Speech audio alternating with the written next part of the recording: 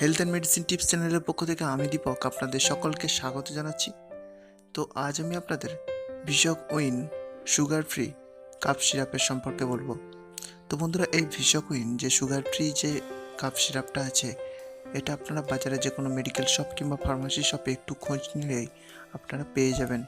যেটার দাম আছে 100 ml বটলের দাম আছে 89 টাকা, যেটার প্রস্তুতকারক কোম্পানির নাম হলো ইন্ট্রা লাইফ। তো বন্ধুরা, এই 100 ml ভিশক উইন সুগার ফ্রি কাফ সিরাপের মধ্যে কি কি প্রিপারেশন আছে এবং এর কাজটা কি। তো বন্ধুরা, এই ভিশক উইন সুগার ফ্রি কাপ সিরাপের মধ্যে যে প্রিপারেশনটা আছে সেটা হলো টার্বোটালিন সালফেট 1.25 mg, গুয়াফেনসিন 50 mg অর্থাৎ 50 mg, ব্রোমাক্সিন হাইড্রোক্লোরাইড আছে 4 mg এবং মেন্থল আছে 2.5 mg। তো বন্ধুরা, এই চারটি কম্পোজিশনের সংমিশ্রণে এই ভিশক উইন সুগার ফ্রি মেডিসিনটি তৈরি হয়েছে, অর্থাৎ এই সিরাপটি তৈরি হয়েছে। তো বন্ধুরা, এই প্রিপারেশনগুলির এক একটি কাজ সম্পর্কে আমরা জেনে নেব। তো ফার্স্ট যে প্রিপারেশনটা আছে সেটা হচ্ছে টার্বোটালিন সালফেট, যেটা ব্রঙ্কোডাইলেটর হিসাবে কাজ করে থাকে। সেকেন্ড যেটা আছে গুয়াফেনসিন, যেটা শ্লেষ্মা নির্গমন করতে সাহায্য করে থাকে। তৃতীয় নাম্বার যে প্রিপারেশনটা আছে সেটা হচ্ছে ব্রোমাক্সিন হাইড্রোক্লোরাইড, যেটা মিউকাস পাতলা করতে সাহায্য করে।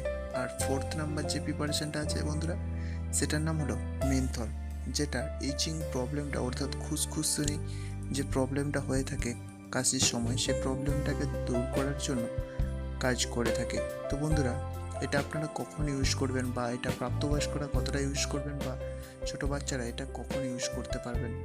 যদি কাশির প্রবলেমটা হয়ে থাকে অবশ্যই ডক্টরের পরামর্শ অনুযায়ী, যদি প্রাপ্তবয়স্করা হয়ে থাকেন তো অবশ্যই এটা 10 ml করে দিনে 3 বার খাবার পর সকাল দুপুর রাত্রে এটা ইউজ করতে পারেন। এবং 5 বছরের যদি বাচ্চা হয় তো অবশ্যই 5 ml করে দিনে 3 বার সকাল দুপুর রাত্রে এটা ইউজ করা চাই, অবশ্যই খাবার পর। তো বন্ধুরা, যে কোনো মেডিসিন কিংবা সিরাপ ইউজ করার পূর্বে অবশ্যই ডক্টরের পরামর্শ নিয়ে এটা ইউজ করতে হবে।